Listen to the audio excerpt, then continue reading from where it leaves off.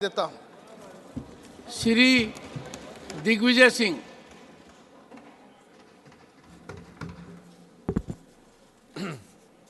माननीय अध्यक्ष महोदय,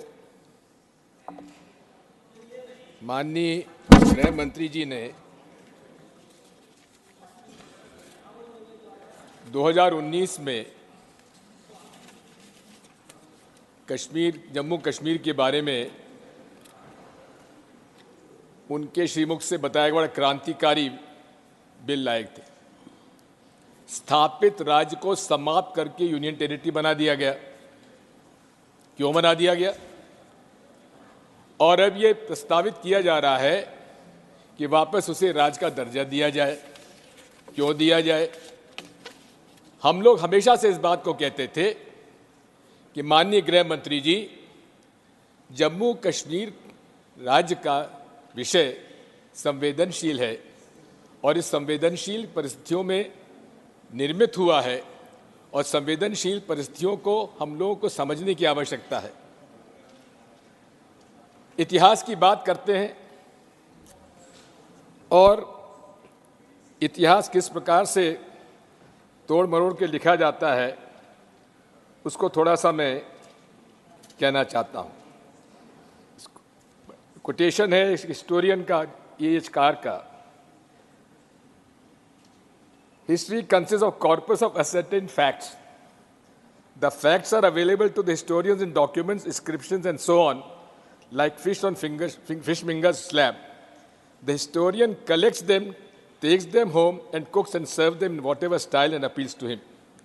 माननीय अमित शाह जी और पूरी भारतीय जनता पार्टी और आज हमारे मित्र रेड्डी साहब भी और उस तरफ के बहुत सारे लोग इतिहास को तोड़ मरोड़ कर वो अपने हिसाब से उन्होंने प्रस्तुत करने का प्रयास किया। जबकि फैक्ट यह है कि जब देश आज़ाद हुआ तो देशी रियासतों के राजाओं और नवाब और महाराजाओं को ये अधिकार था कि वो किस देश में शामिल हों, वो अधिकार उनको दिया गया था।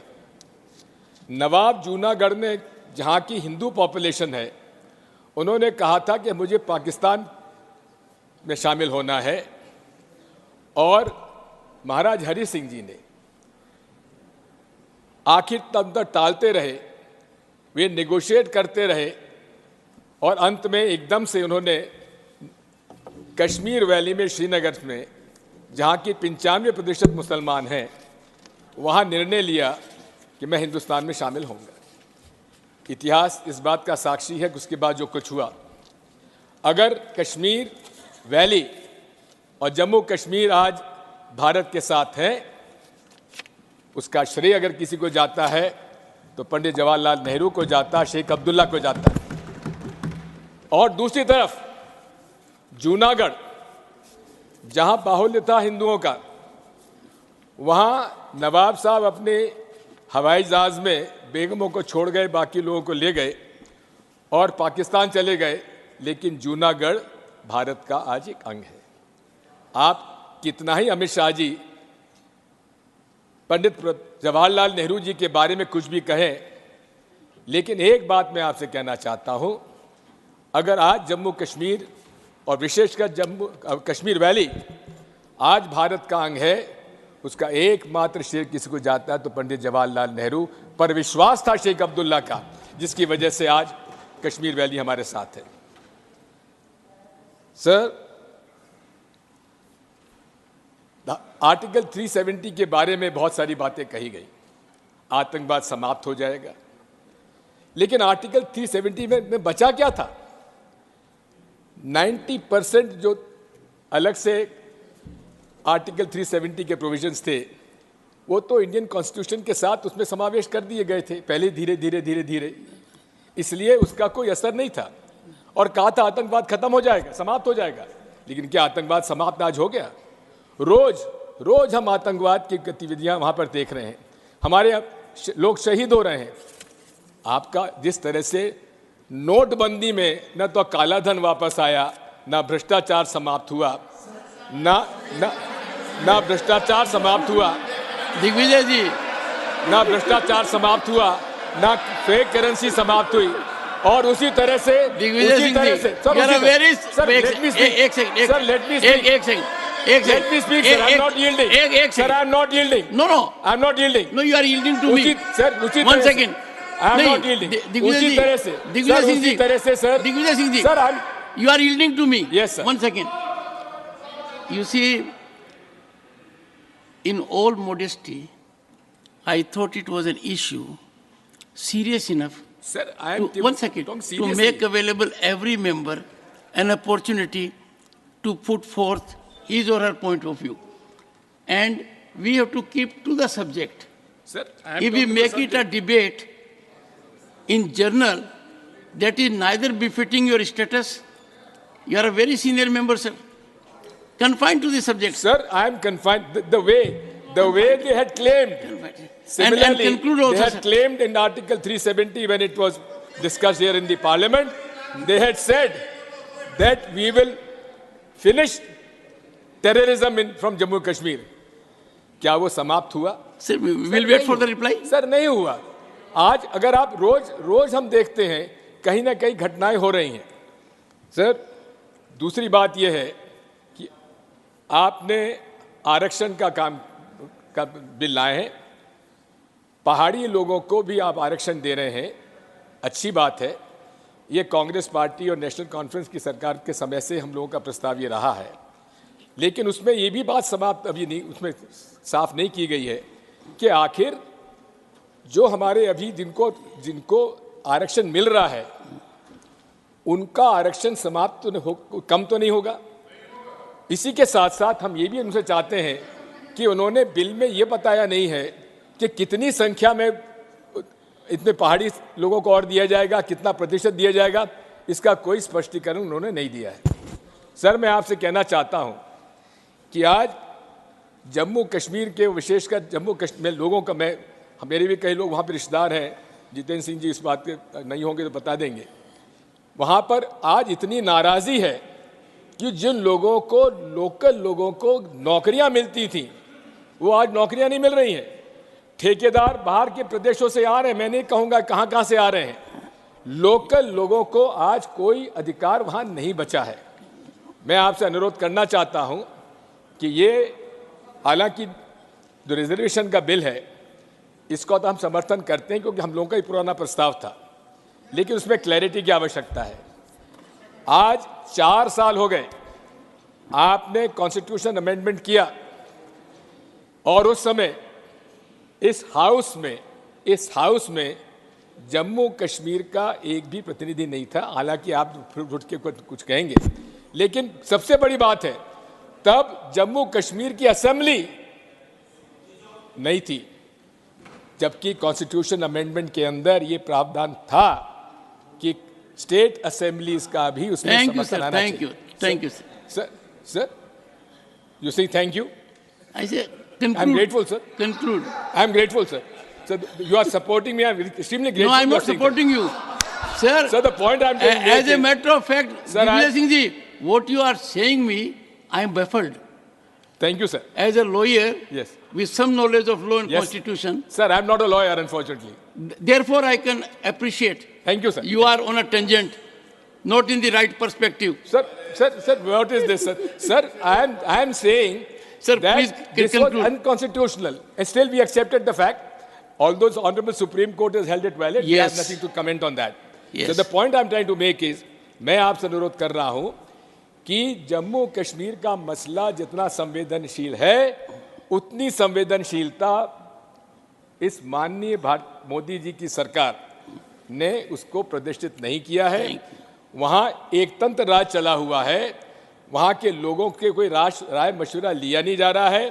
बाहर से अलग अलग स्टेट के काडर के अफसरों को लाया जा रहा है, उनसे मनचाहे निर्णय कराए जा रहे हैं, और वहाँ के जम्मू कश्मीर के चाहे हिंदू हों चाहे मुसलमान हों, जो भी हों, वहाँ के बाशिंदे जितने भी हैं, उनके भावनाओं को साफ तिरस्कार किया जा रहा है.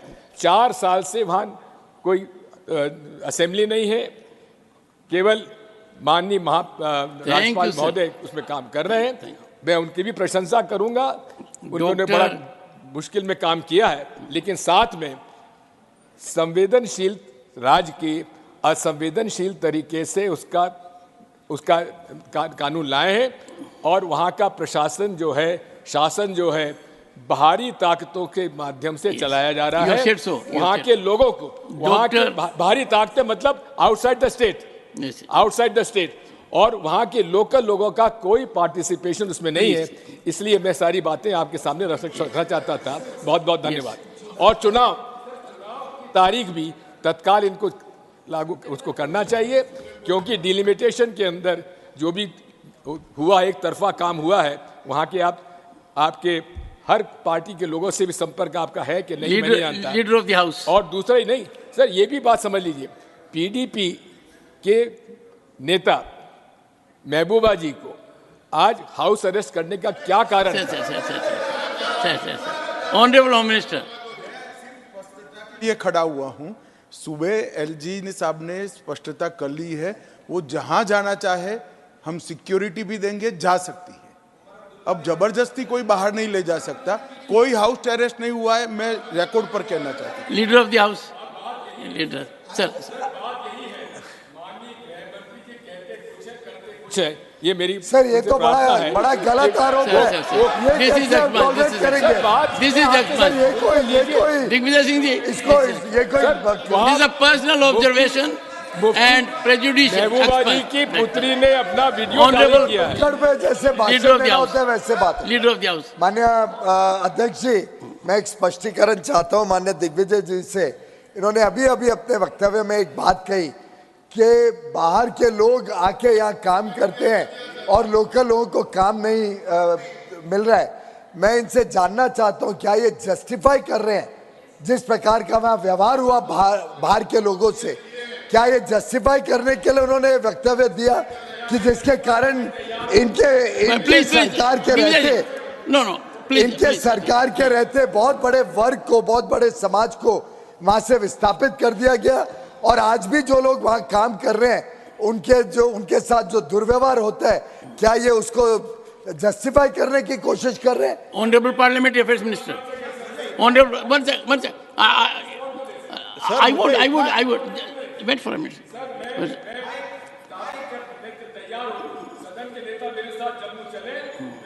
Sir, this is such a condition. Honorable Parliamentary Affairs Minister. Sir मुझे इतना मेरा छोटा one sec, please now, please. Yes. Sir मेरा छोटा ही पॉइंट इतना ही है सर, जब माननीय गृह मंत्री जी ने सफाई दिया और एलजी का जो स्टेटमेंट था उसको जिक्र किया, जो दिग्विजय सिंह जी ने जो कमेंट किया है सर, ये तो पर्सनल एलिगेशन है। Comment is expunged. Comment is expunged करना चाहिए। Expunged already. That will not go on record. Sir, before you expunge it, please allow me 1 minute.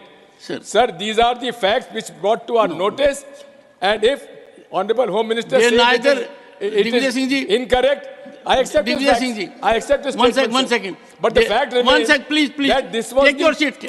This was the statement made by Mahbooba ji, who was the coalition partner. Take your seat. Saab headed the government and BJP participated. Please take your seat.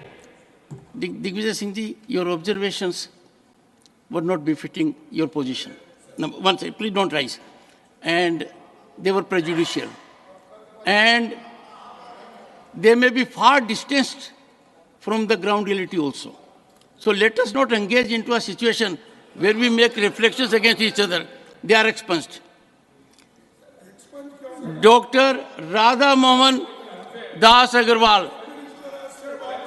Dr. Radha Mohan Das Agarwal. मैं अपनी बातें माननीय अध्यक्ष जी, doctor Radha Mohan Agarwal, माननीय अध्यक्ष जी,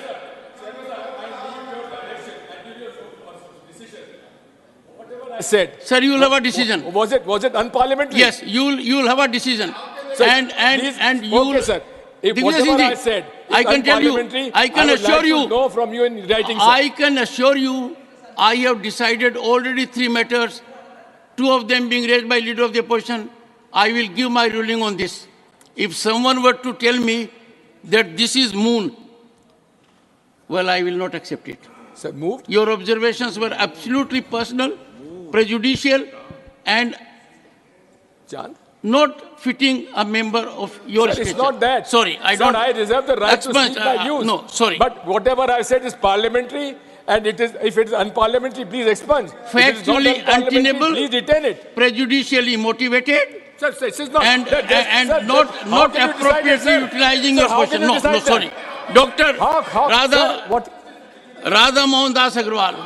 Sir, माननीय I am अध्यक्ष fully ji, alive to what I am saying. मैं अपनी बातें Sir, how? One second. Congress के One second. प्रतिनिधि जो पहली बार यहाँ बोले Take your seat. Take your seat. माननीय विवेक तनखा जी, Take your seat. Take your seat. Digvijay Singh ji. माननीय first- विवेक तनखा जी, One second. मैं उनसे ही शुरू First to करूंगा। make an observation, which is tangential to constitutional provisions, tangential to Supreme Court judgment.